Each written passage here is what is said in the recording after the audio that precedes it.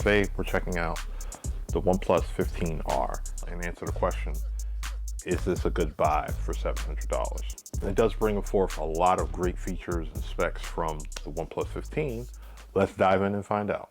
Just like years past, the design of the R mirrors that of the current OnePlus flagship, and this year is no different.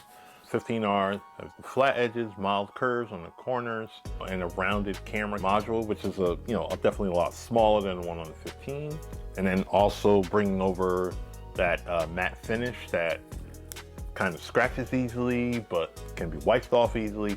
It also offers a slightly larger 6.8-inch 165 hertz screen with 1800 nits of peak brightness. The OnePlus always comes through with an amazing OLED panel.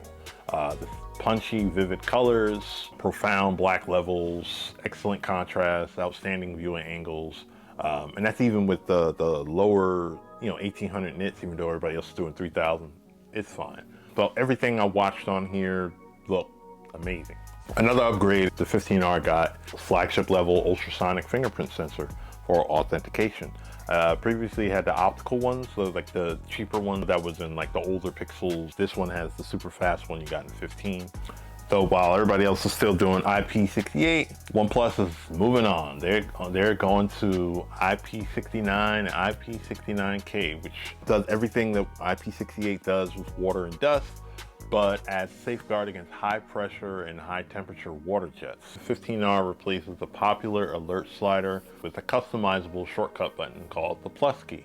This button is kind of like the action button on the iPhone, where you have several options to trigger shortcuts, such as OnePlus's MindSpace. We'll get more into that in the software portion of this. So you have that, you have sound and vibration, do not disturb, camera, flashlight, recorder, translate, screenshot, or no action at all. Now, the 15R is the first smartphone out in the market that's equipped with Qualcomm's latest Snapdragon 8 Gen 5 chip and comes with 12 gigs of RAM. Together, they deliver flagship level power to handle everything from daily tasks, multitasking, and console quality gaming. It's also worth noting that Call of Duty Mobile is one of the few titles supports its 165 hertz refresh rate at max setting for graphics and frame rate effortlessly. So it looks good, it plays well. Okay, we got to talk about this battery life. I mean, this probably should have been first because everybody wants to know. Inside is a 7,400 milliamp battery cell, which is crazy. It's actually bigger than the 7,300 milliamp battery in the OnePlus 15. I was able to stretch this thing out for nearly 3 days, actually 4 days on a single charge with just mild usage here or there. And then with heavier usage, I'm still getting 2 full days on a single charge. 2 full days, not quite 2.5, but still, I'm loving it. Yeah, your favorite flagship battery isn't putting up these kind of numbers. And this is like Call of Duty Mobile, like hour in the morning, hour at night to really kind of push it and test it. Doom scrolling on TikTok for about roughly 30 minutes, scanning emails, and then messaging on Telegram and WhatsApp.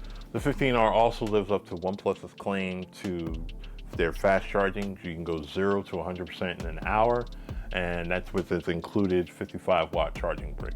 OnePlus provided their wireless, one of their Qi2 cases that they do make cases for, which is okay. Now, the OnePlus 15R gets a slight downgrade with one less camera than its predecessor. The 15R is equipped with a rear dual camera setup, which consists of a 50 megapixel main sensor, 2x optical zoom, and an 8 megapixel ultra wide, compared to the 13R's rear triple camera system, which had a 50 megapixel main, a 50 megapixel telephoto with 2x optical zoom, and 8 megapixel ultra wide. However, the 15R's front-facing camera gets a noticeable upgrade from the 13R's 16 megapixel up to a 32 megapixel selfie shooter with autofocus. And like the 15, with Hasselblad no longer handling image processing, OnePlus went in-house to develop their own Detail Max imaging engine. And if there was one area that the 15R is priced a bit too high, it is the cameras. The 50 megapixel main sensor can pull off some favorable shots in both well-lit and low-light situations with reasonable amount of colors and details. It's good enough to shoot and share. If there isn't enough light, the results get over-processed, flat colors, much more noticeable noise, and that's on the actual phone. So when you put it on a computer, a laptop, or tablet or something, it's going to be a lot worse. Going to the 8 megapixel ultra wide, going to get a lot more noise. And then pretty much the same applies to the video quality. So if there's not enough light present, you're not going to be able to capture some good results. And last but not least, we go into the software. So you have Oxygen 16 running on top of Android 16. Like every other phone maker, is diving into AI integration to make day-to-day tasks more helpful. New features include AI Writer, a tool that you can use to help come up with text, emails, and then also summarize long articles, long emails. AI Recorder is kind of self-explanatory, uses to transcribe voices for interviews and meetings and configure, and can kind of tell the difference between multiple speakers. AI Scan lets you scan your photos or documents into PDFs. AI Portrait Glow enhances lighting and shadows within portrait photos. And then remember we talked about Mindspace in the hardware section, a digital memory bank. It has Google Gemini integration, which kind of captures all your content like screenshots, your articles, event details, etc., and kind of puts it all in one place. They all work relatively well. Outside of the new stuff, you still have the usual suspects of quick search, deeper customization from like changing icon shapes and sizes, vibration setting. The shelf is these widget-based information panel. It's worth noting that the 15R still only gets 4 years of Android updates and 6 years of security updates. Now, the 15R offers a simplistic design, blazing fast flagship performance, a large multi-day battery, and excellent software. It represents a prime example of the company's flagship killer phone, save for the price. At $700, definitely a tough pill for some to swallow, definitely with some of the drawbacks available. The 15R is up against some stiff competition. For $200 less, you can get the Pixel 9a, which is retails for $500, but been on sale for $400 because the 10a is right around the corner, which is a more practical Android option in both price and features. And then for $100 more, you have the iPhone 17, which is a more complete Apple experience with superior video capabilities. Both outshine the 15R in camera quality and longer software updates and support.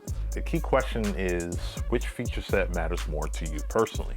Longer lasting battery and performance from OnePlus, or the better cameras, longer software support from Apple or Google? As much as I love this phone, I think the price point is a little high, but these days everything is a little high. But I hope those questions and that kind of breakdown helps answer the questions for you. Should you buy this or not? We will have affiliate links in the description below for those who are interested in picking one up when it goes on sale in January. As always, you could have been anywhere in the world. You're here with us. We appreciate you for doing so, and see you in the next video. Peace.